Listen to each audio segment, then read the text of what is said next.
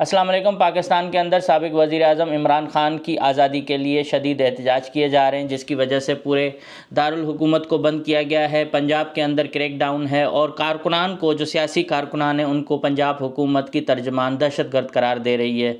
इसके साथ साथ जगह जगह पर रुकावटें डाली गई हैं ताकि कारकुनान इस्लामाबाद में जमा न हों।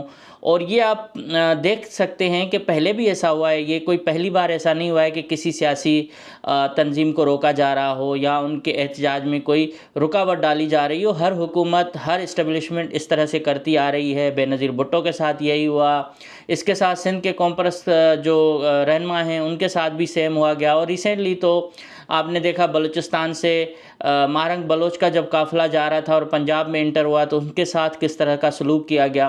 तो ये हर वक्त इसी तरह से ही अफरा तफरी का माहौल रहता है। पाकिस्तान के अंदर अपने लोगों को एहतजाज करने का हक़ नहीं दिया जा रहा, जो आइन में उनको हक़ दिया गया है। लेकिन पाकिस्तान के अंदर आइन है ही नहीं, तो हक़ किस बात का। तो इसलिए आप देखें कि हमें बचपन से अमेरिका के ख़िलाफ़ बहुत सारी बातें हमारी जहन में डाली गई। अमेरिका साम्राज्य है, अमेरिका दुश्मन है, अमेरिका ये है, अमेरिका वो है। बहुत सारी चीज़ें जो है हमारे जहन में डाली गई और हमें किताबों में पढ़ाया गया कि चीन हमारा दोस्त है। अब ज़ाहिर है पड़ोसी दोस्त होने चाहिए, पड़ोसियों से दुश्मनी तो बड़े मुल्क भी नहीं रखते।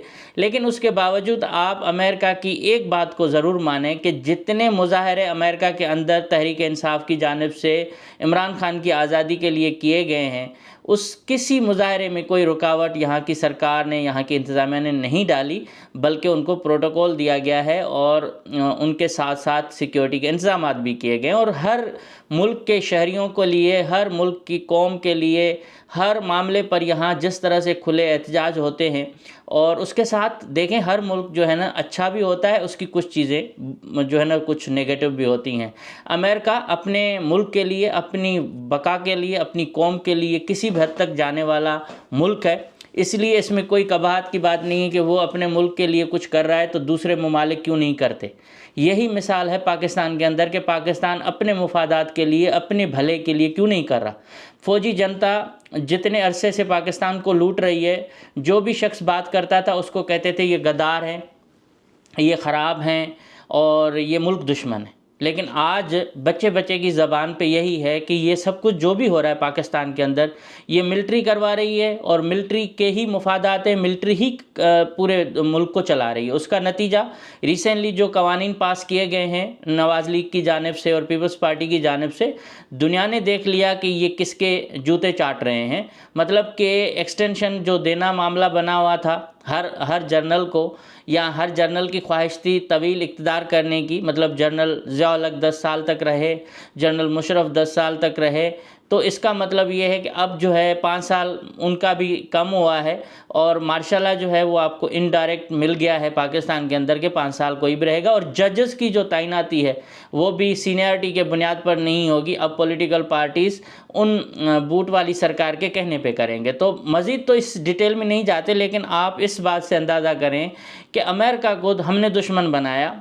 अमेरिका के अपने मुफादात के लिए जो भी जहाँ भी हो रहा है, गड़बड़ हो रही है पूरी दुनिया में, जहाँ भी उनकी नज़र है वो अपनी कौम को मजबूत लेके चलते हैं। लेकिन इस मुल्क में जितने भी लोग आए हैं पाकिस्तान से या दीगर ममालिक से, सब हिजरत करके आए हैं और उन हिजरत करने वालों को नई पहचान, नया मुल्क, नई सरजमीन दी है। आज जो लोग भी बोले मैं सिटीज़न हूँ, मैं यूँ हूँ, मैं वो हूँ, भाई सब उसी प्रोसेस से आए जिस प्रोसेस से आज भी हज़ारों लोग यहाँ से गुज़र रहे हैं। किनको बहुत टाइम लग रहा है, किन के नसीब में कुछ और लिखा हुआ है, लेकिन जो इस मुल्क का पासपोर्ट लेके खड़े हो गए हैं उनको अपनी तकलीफ़ मतलब नहीं भूलनी चाहिए। लेकिन वो ये समझते हैं कि वो अभी इस वक्त पावरफुल पोजीशन में, वो उसकी वजह ये है कि उस पासपोर्ट के पीछे एक मुल्क खड़ा है। वो भली पाकिस्तान का शहरी हो, भली पाकिस्तान में पैदा हुआ हो, लेकिन जब अमेरिका में आया और अमेरिका के पासपोर्ट को उसने जब हाथ में थामा तो उस दिन से वो अमेरिकन हो गया। और इसलिए उनकी आज जो टोन है या टोर है ना वो थोड़ी बदली हुई है। तो अमेरिका के अंदर अपने शहरी के कितने हुकूक हैं, आप उनके कानून और आइन को जब देखेंगे तो हैरान हो जाएंगे। एक शहरी जब तक कानून नहीं तोड़ता तब तक उसकी आज़ादी उसके साथ चल रही है। पॉलिटिकल आज़ादी है उसको, अपनी राय की आज़ादी है, लेकिन कुछ चीज़ों की यहाँ क्या कहते हैं कि रोक टोक है। उसके बावजूद पाकिस्तान में आप किसी और मुल्क का झंडा नहीं लहरा सकते। अमेरिका के अंदर आप हर मुल्क का झंडा लहरा सकते हो। पाकिस्तानियों ने कल जिस तरह से यहाँ रैलियाँ निकाली हैं तहरीक इंसाफ की जानिब से, मैं गुज़र रहा था, मुझे एक रैली नज़र आई ह्यूस्टन के अंदर, इसके साथ साथ सेक्रमेंटो के अंदर, मतलब अमेरिका के हर एरिया में जो बड़े शहर है वहाँ, वाशिंगटन डीसी हो गया, न्यूयॉर्क हो गया, शिकागो हो गया, हर जगह पे इमरान खान की आज़ादी के लिए रैलियाँ निकाली गई। क्या आप सोच सकते हो कि इस तरह की आज़ादी पाकिस्तान में पॉसिबल है? पाकिस्तान में इस तरह से आपको बोलने की आज़ादी दी जा रही हो, इस तरह से आपको वहाँ झंडा किसी और मुल्क का उठाकर लहराने की इजाज़त दी जा रही हो? नहीं, क्योंकि हम खाइफ कौम हैं, हम महदूद सोच रखने वाले हैं और हमें अपने कवानीन और आइन पर भरोसा नहीं है। तो पॉलिटिकल पार्टीज़ ने अपनी आज़ादी खुद उनकी झोली में डाल दी है, जो इनको गले से पकड़ के गिरफ़्तार करते हैं। कल परसों मैंने देखा कि मोहसिन नकवी पुलिस के साथ खड़े होकर नारे लगवा रहा था, जो आएगा पकड़ेंगे, ये करेंगे। ये हर दौर में इस तरह से पुलिस को इस्तेमाल किया जाता है। ये किसी भी वज़ीर दाखिला का काम नहीं है कि वो पुलिस को जाके बोले कि ये करें। यहाँ आप अमेरिका के अंदर, कनाडा के अंदर पुलिस की एक पॉलिसी है, उनको पूछना नहीं पड़ता कि क्राइम को रोकना है या किसी ने दंगे फसाद किए तो उसके बाद हुक्म आएगा तो करेंगे। नहीं, एक लाइन ड्रॉ की हुई है, उस लाइन से जो निकलेगा उसको रोका जाएगा, उसको गिरफ़्तार किया जाएगा, उसको पकड़ा भी जाएगा, जेल में भी डाला जाएगा। लेकिन इस तरह से नहीं होता कि वज़ीर दाखिला आके बोले कि आपको उसको छोड़ना नहीं है, मारना है, ये करना है, वो करना है। तो मुल्क का बेड़ा गर्क करके हम बैठ गए हैं। और अब सच्ची बात यह है कि पाकिस्तान के अंदर जो भी बात कर रहा है, अब आप उसकी ज़बानबंदी के बाद उनकी सोशल मीडिया के प्लेटफॉर्म्स को बंद कर रहे हो। उसके साथ साथ जो भी बात कर रहा है पारा चनार की, तो उसकी एक्सेस ख़त्म की जा रही है। जो बात कर रहा है कि पाकिस्तान के अंदर अमन हो, मोहब्बत हो, भाईचारा हो, हर इदारा अपने लिमिट में काम करे, जो उनको आइन और कानून के अंदर एक दिए गए हैं अख्तियारात, उनके तहत काम करे। कोई भी फ़ौज बालादस्त नहीं होना चाहिए, कोई पुलिस को जुल्म और ज़्यादती की इजाज़त नहीं देनी चाहिए। तो ये चीज़ें या ये बातें करना अब गद्दारी के ज़ुमरे में आती हैं। पहले तो पाकिस्तान तोड़ने की बात गद्दारी के ज़ुमरे में आती थी, लेकिन अब ये बात भी करना गद्दारी में शामिल हो गई है कि पाकिस्तान के अंदर जो मिलिट्री है उसका असर रसूख जो है इस तरह से नहीं होना चाहिए और यहाँ जमहूरियत होनी चाहिए। मतलब किसी शख्स के ख़िलाफ़ भी बात करें तो भी आपको ज़्यादा जो है नुकसान भुगतना पड़ रहा है। आप बड़ी बात नहीं कर रहा, किसी भी बात पे आप जाएं, मतलब एक छोटी छोटी चीज़ों पर भी अगर आप बात करते हो तब भी जो है ना आपको उसका बहुत ज़्यादा कीमत चुकानी पड़ती है, बहुत ज़्यादा। हमने तो बहुत सिंध के अंदर ऐसे लोगों को देखा भी है जिन्होंने जान गंवाई है। तो अब कहने का मकसद ये है कि पाकिस्तान तो बिल्कुल भाई रहने के काबिल इस लिहाज से नहीं रहा कि वहाँ की जो हुकूमत है न लोगों को प्रोटेक्शन दे रही है, जो रियासत है मतलब जो फ़ौज है न लोगों को बोलने दे रही है, न उनको प्रोटेक्शन दे रही है, न उनके हुकूक दे रही है, न उनको उनकी आज़ादी दे रही है। तो उसके बाद बाकी बचा क्या? गुर्बत बेइंतहाई पर है, महंगाई इतनी है कि लोग जीने से जो ज़्यादा मरने पर को तरजीह दे रहे हैं। और उसके बाद हालात इस नहज पे हैं कि कोई बंदा अगर कोई आवाज़ उठा रहा है तो जेल में उसको डाला जा रहा है। मतलब निचली सतह तक ये हालात है। तो उस वक्त आप अंदाज़ा मतलब इस चीज़ से भी लगा सकते हो कि पाकिस्तान के अंदर एक प्राइम मिनिस्टर रहने वाला जिसको फ़ौजी सलूट कर रहे होते थे, जिसके ऑफिस में जनरल साहब जाते थे बाजवा और उनके सामने बैठ के और उनके बराबर में बैठ के बात कर रहे थे, तब भी हमने तनकीद की थी कि इनको इस तरह से नहीं बिठाना चाहिए। मतलब कि आप इंडिया के आर्मी चीफ़ की पोजीशन देखें कि वो प्राइम मिनिस्टर से तो बहुत बाद में मुलाकात करेगा, उनको डिफेंस मिनिस्टर जो है बुला के उनसे मीटिंग करता है तो उसके भी सामने इस तरह से बैठा होता है जैसे कोई मुर्गा बैठा हुआ हो। मतलब इतनी बड़ी पावरफुल आर्मी के जो चीफ़ हैं वो इस तरह से बैठते हैं। मतलब हमारे अंदर क्या है, हमारे तो माशाल्लाह अल्लाह ने एक ऐसा मुल्क दिया है जिसके आर्मी चीफ दुनिया के सरबराहान से जाके अलग मुलाकातें करते हैं, उनसे मीटिंगें करते हैं, मईशत पे बात करते हैं, उनसे फंडिंग के लिए जाके डिस्कशन करते हैं, मुल्क की सलामती पे बातें करते हैं। वज़ीर आज़म को भी पता नहीं होता, लेकिन ये चीज़ें होती हैं ना। मतलब इतनी आज़ादी और किस मुल्क में होगी? अब वो आज़ादी जब कोई छीनने की या कम करने की बात करेगा तो उनको तो गिरेबान से पकड़ के जेल में डालेंगे।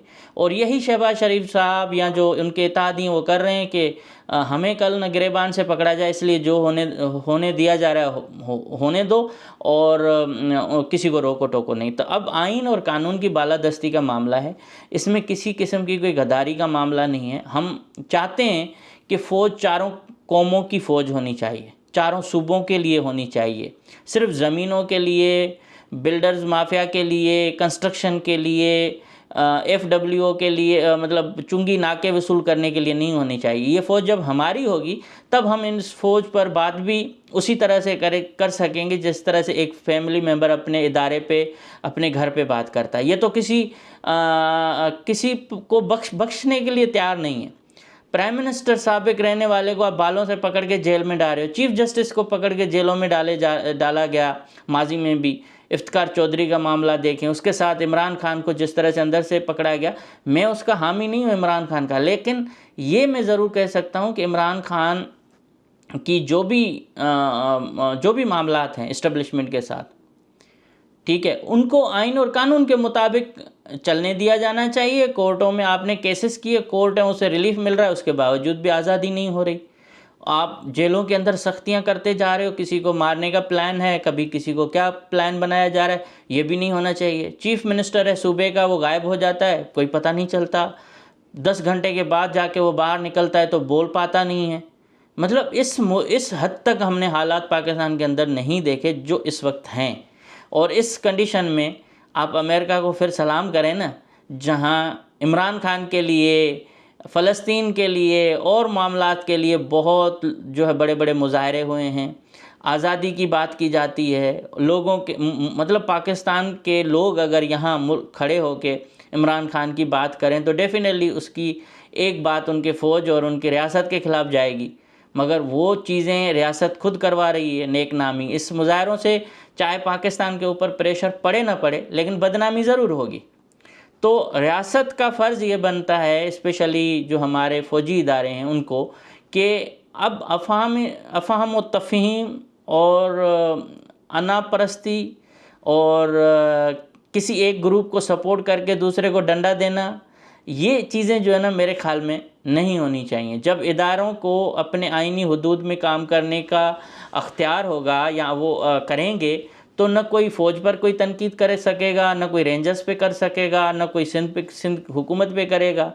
इस वक्त तो हालत ये है कि पूरे पाकिस्तान के अंदर सिवाय मेरे ख़्याल में एक इक्का दुक्का छोड़ के सारे चोर, क्रिमिनल, मंशात फरोश, भत्ताखोर, लैंड ग्रैबर, इनको आज़ादी मिली हुई है। जिस मुल्क में ये हालत हो वहाँ हमारा और आपका क्या होगा, आप खुद सोचें। तो इमरान खान की आज़ादी के लिए अमेरिका के अंदर मेरे ख़्याल में सबसे बड़े एहतजाज हुए हैं। उनका नतीजा क्या निकलता है मुझे उसका इल्म नहीं है, लेकिन ये उम्मीद रखना कि नया सदर आएगा और इमरान खान को छुड़ाएगा, फ़िलहाल ऐसी कोई सूरत हाल नहीं है। मगर उसके बावजूद हम ये चाहते हैं कि इमरान खान समेत तमाम सियासी जो असीरान हैं उनको आज़ाद होना चाहिए, उनको सियासी सरगर्मियों की इजाज़त होनी चाहिए, और पाकिस्तान में सियासी जो सिस्टम है उसमें किसी और क़ुव्वत की मदाखलत नहीं होनी चाहिए। और ये सियासतदानों का भी फ़र्ज़ बनता है कि कुर्सी के एवज़ आप अगर किसी को डंडा देकर खुश होते हो तो कल ये डंडा आपको भी मिल सकता है।